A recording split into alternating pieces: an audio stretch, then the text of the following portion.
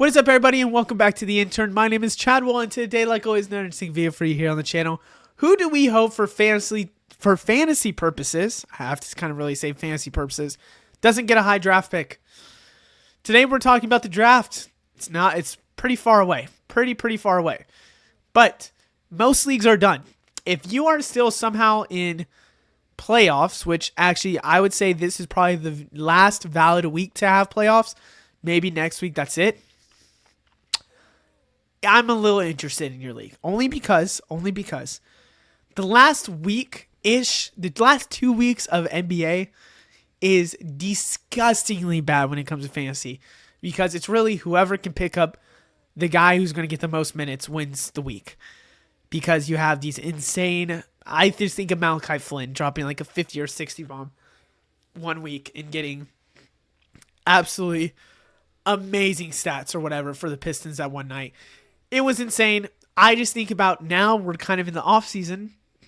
Because we're in the off season, we're going to talk about the draft, the Cooper Flag stakes, fantasy players. You know, I'm going to have my own type of mock drafts coming up soon.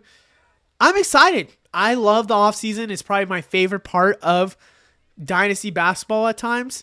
So yeah, let's kind of get started and let's talk about this video. So why are we making this video? So there is, and while we're doing this, I'm going to look up the 2023 draft class because I gotta be honest with you and kind of, you know, say my thoughts and process through this for everything like that. So, okay. The draft lottery is very interesting to me, and it leaves up a lot of question marks before the season fully ends in the playoffs. Because some of these teams are very injured. We saw with the Grizzlies a year ago. We saw with all these other teams, whatever, that because they're so injured, chances are going to get a high draft pick. And for real life purposes, maybe for your team, you're like, yay, it finally paid off. We were so injured. What a waste of a season. We get a good player. Fantasy-wise, you could kill a plan of a fantasy owner that they've had for a while. That's not the best thing for you. For example, I like to think about the whole Wemby situation. You know, everyone was excited if you're a Pistons fan. Oh my God, we have the best chance at Wemby. Me, I had 101 that year. I'm thinking, oh my God, if the Pistons get Wemby, I'm going to kind of be sad. Yes, it's so good that they have all these young players, but I really want him on the Spurs because he's going to have the best potential. Got the Spurs. Worked out very, very well. There's like situations like that where it really is, you're kind of scared on who gets the draft pick. I would have to say for the Scoot Henderson situation, 2023 draft, you're really hoping like a team that really needed guard, which was like the Rockets. Rockets at the time. There was another team. There's certain teams that just didn't make sense to go to get a good player because there's so much talent there. It's crowded. So that's what we're talking about today. Who do we hope for fantasy doesn't get a high draft pick? Because it's going to be crowded. It's going to be talk about it.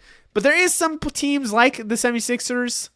I'm going to say there's more teams that have maybe 1 or 2 positions of need, but that's it. And if they're in a high draft pick, like a Cooper Flag situation, they might be screwed. So looking at the 76ers, they don't need guard. So if 76ers don't get the first overall pick, I'm guessing they go for Ace Bailey, in my opinion. That would probably be the guy for them, but at the same time, kind of killing Ace Bailey a little bit on that. Dylan Harper, you're a little scared about. VJ Edgecombe, Trey Johnson, Kasparis, you're kind of a little worried in my opinion. 76ers is a place where I don't know how well this team is going to really value this young player. I have to say that the top 7, I'm going to say top 6 players in this draft, I would consider is going to be valued very high moving forward in a lot of franchises. It's not going to be like last year's draft where you have Reed Sheppard going to the Rockets and he doesn't play for the whole season. Like, it's truthfully going to be more than likely you get the player. He might not start away, but he's going to eventually. So it could be like an Amen Thompson situation. So for the 76ers, I'm a little worried when it comes to guard, center, goes to anything like that, because if it's not power forward, it's a little worrisome on when they could start. That's the whole thing on this video, is that if it's not the position of need, I'm a little worried. Up next, we have San Antonio Spurs. I think if the Spurs get a Cooper Flagg, a Ace Bailey, anybody that's a small forward, power forward, a Derek Queen, even if they're looking at center for a backup center, I kind of am a little scared about, the future of that player, because Wemby takes away so much of the ball that you're not going to need a second star right away, and they already have in De'Aaron Fox.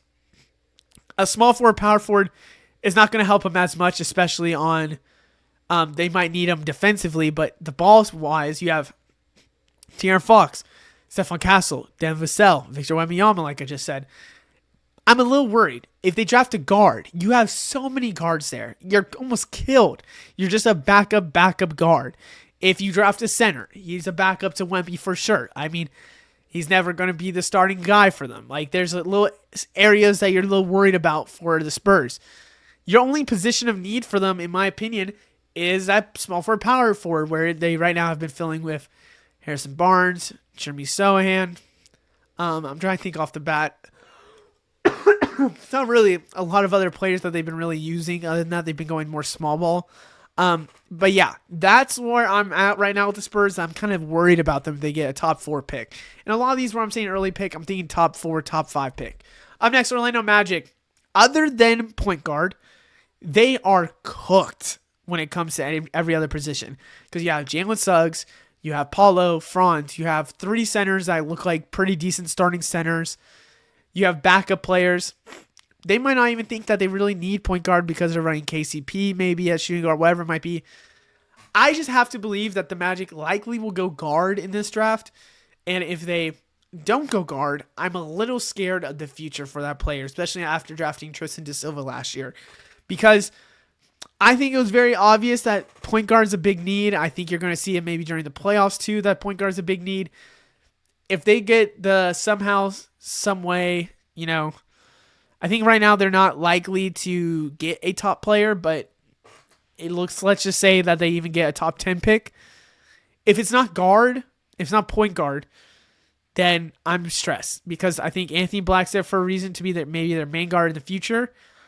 So no matter what, I'm really stressed for the Magic. I said Mavericks. Up next is the Mavericks. That's why I said it. Their biggest need to me is that shooting guard, small forward area where you have Kyrie. Maybe you need another backup guard, point guard, but you have Klay Thompson right now as your shooting guard, which isn't for the future. You don't have a solid small forward unless you're running big ball with PJ Washington starting small forward with Anthony Davis and another center. I still believe shooting guard should be your main kind of point to go for. But if you don't go shooting guard and small forward, like again, all these are just if you don't. If you go to center, they are killed. I mean, you have Daniel Gafford, Derek Lively. You don't need another center. They go center. It's not looking good. Go power forward. You have PJ Washington, Anthony Davis, which that's the biggest thing there. And clearly they love Anthony Davis. It's a little scary. Point guard wise, Kyrie's going to be there for a while. They're looking to maybe sign him up again. It's not looking good for Dallas when it comes to that situation as well. If it's not shooting guard or small forward, I'm stressed if I'm the Dallas Mavericks. If I'm an owner of a fantasy player that's going to go to the Dallas Mavericks because they have so much players that need the touches that I'm a little worried that it's going to be a little crowded for whoever goes there. Up next, New Orleans Pelicans. Now, there's a lot of positions of need, but I got to be honest with you. There's a lot of people that need to be fed. You have CJ McCollum, DeJounte Murray, Trey Murphy, Zion Williamson, Yves Missy. All those players, in my opinion, are probably players that are continuing to start or be starter-esque players for the Pelicans. So then you wonder, okay, you still have a lot of players that you didn't mention, like Jordan Hawkins, Jose Alvarado. So I'm out of all the teams, there's one more team. Out of all the teams I'm worried on the most when it comes to position of needed players where I'm really hoping they don't get a pick, where this is kind of in line with how I'm feeling about if I care about, who I care to get a top draft pick. Pelicans is one of the top on my list. I don't trust the Pelicans organization when it comes to developing talent. I think they've shown that with Zion. They've shown it with how well Dyson Daniels been doing, how well players do when they leave the Pelicans. I'm a little stressed, and I have to believe that the Pelicans are more than likely going to value Zion Williamson, Trey Murphy, even DeJounte Murray when he comes back before a rookie like Ace Bailey, Dylan Harper if they get the second pick, VJ Edgecombe, whatever it might be. It's a little worrying, and that's why I can't let them have it. Rockets is a team that doesn't really need a position when you think of their guard position's pretty good. Shooting guard's pretty good. You think of them having a draft pick last year with, Reed Shepherd, so they could easily fill that shooting guard position. Forwards are pretty nice. Alperen Sengun's the center. If they somehow get a top 4 pick, I gotta be honest, I'm not drafting that player. I'm really not. Because unless it's a shooting guard, maybe Ace Bailey, maybe. I mean, VJ Edgecombe is literally just like a Jalen Green. Trey Johnson, I don't know. I'm thinking just realistically, Amen's their future point guard. So if they draft point guard, you're a little scared. Jalen Green signed a good extension that might keep him on the team, but it's also very tradable. The small forward position is the only question mark with Dylan Brooks, Jabari Smith, and maybe whoever they draft potentially joining in. Power forward is the same thing, but add Tari Eason now. Cam Wimmer, you can add a small forward. Center position is Alperen Sengun, and I expect them to get a backup center, truthfully, because that's been a big kind of gap the Rockets needed. So I don't know. I just have to say that even if they get a backup center, which I think that's the main position of need, I'm very worried about drafting that player because obviously Sengun's going to be part of that team for a while. Up next, and I think this is my last one if I'm not mistaken, that I'm the most scared about with the top pick, is the Toronto Raptors. Jakob Poeltl right now signed a pretty decent deal with the Raptors to come back. He knows that they're kind of tanking. He could be tradable, whatever it might be. I think backup center is the biggest need for the Raptors, and that's where they will draft. But if it's a top 4 pick, man, oh man, they're in the death zone for a killed prospect because you got to think about Emmanuel Quickley, RJ Barrett, Scotty Barnes, Brandon Ingram. Those are 4 players that can fill the 1 through 4. So it's really just center, and you already have a great caliber starting center. The Raptors is the scariest place to go in the top 5 because and you got to think about Grady. You got to think about players they've already drafted. The Raptors are super scary to think about getting a top 4 pick because they could truthfully just kill a prospect that we've been loving, like Dylan Harper, Ace Bailey, VJ Edgecombe. These are the worst players or worst teams to go against because there's so many mouths to feed. There's so many positions that are locked in for the future. It's not looking good for a prospect to go there. I don't know. I hope you guys enjoyed. Let me know anything down in the comments below. I'll see you in the next one. Goodbye.